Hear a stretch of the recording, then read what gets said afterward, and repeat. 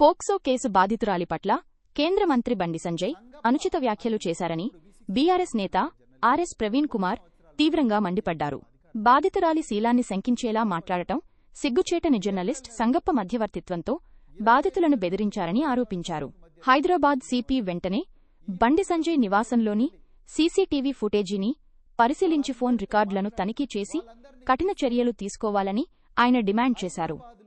Jubilee hills లో నివాసం ఉంటున్న బండి సంజయ్ గారి ఇంటికి వీళ్ళను తీసుకుపోయినరు.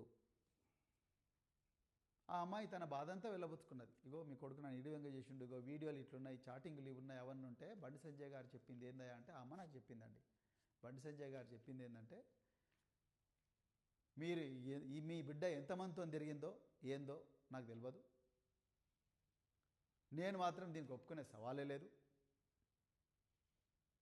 ఇంకోటి కూడా మీకు ముచ్చట చెప్పాలనుకుంటున్నా, నేను మా బీజేపీ పార్టీ నన్ను బీజేపీ రాష్ట్ర అధ్యక్షుడి పదవి నుంచి తీసేస్తే నా కోసం 8 మంది ఆత్మహత్య చేసుకున్నారు.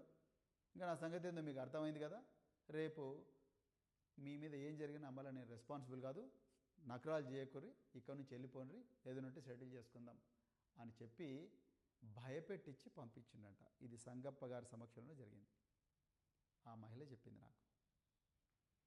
ఇవాళ నేను హైదరాబాద్ పోలీస్ కమిషనర్ గారిని, డీజీపీ గారిని డిమాండ్ చేస్తా ఉన్నా, బండి సంజయ్ గారి ఇంటి దగ్గర ఉండే సీసీటీవీ కెమెరాల ఫుటేజ్ అర్జెంటుగా తీసుకోండి, ఆయన కాల్ డీటెయిల్స్ తీసుకోండి, సంగప్ప కాల్ డీటెయిల్స్ తీసుకోండి, ఈ బాధితుల కాల్ డీటెయిల్స్ తీసుకోండి, వాళ్ళ టవర్ లొకేషన్స్ చూడండి. మీకు 2 నిమిషాల్లో కేంద్ర హోంమంత్రి ఏం చేసిండో మీకు అర్థమవుతుంది. మీరు అవన్నీ చేయలేదు. ఇంకా మీరు ఆయన కాపాడాలని ప్రయత్నం చేస్తున్నారు. ఎందుకంటే రేవంత్ రెడ్డికి ఎట్లనే చేసి బండి సంజయ్ని కాపాడాలన్నది ఈ మహిళల మీద వీళ్ళకుండే గౌరవం ఏదో మనకు అర్థమవుతున్నది. ఇలా రీల్స్ మీద రీల్స్ చేసే సీతక్క గారు ఎందుకు మాట్లాడడం లేదు? కొండా సురేఖ గారు ఎందుకు మాట్లాడడం లేదు? ఎందుకు మాట్లాడింది? కాంగ్రెస్లు ఒక్కరన్నా మాట్లాడుతున్నారా? ఒక్కరన్నా ఎక్కడ పోయారు? మీ వాళ్ళందరూ రోడ్ల మీదకి ఎందుకు రాలేదు? ఎందుకు రావడం లేదు రోడ్ల మీదకి?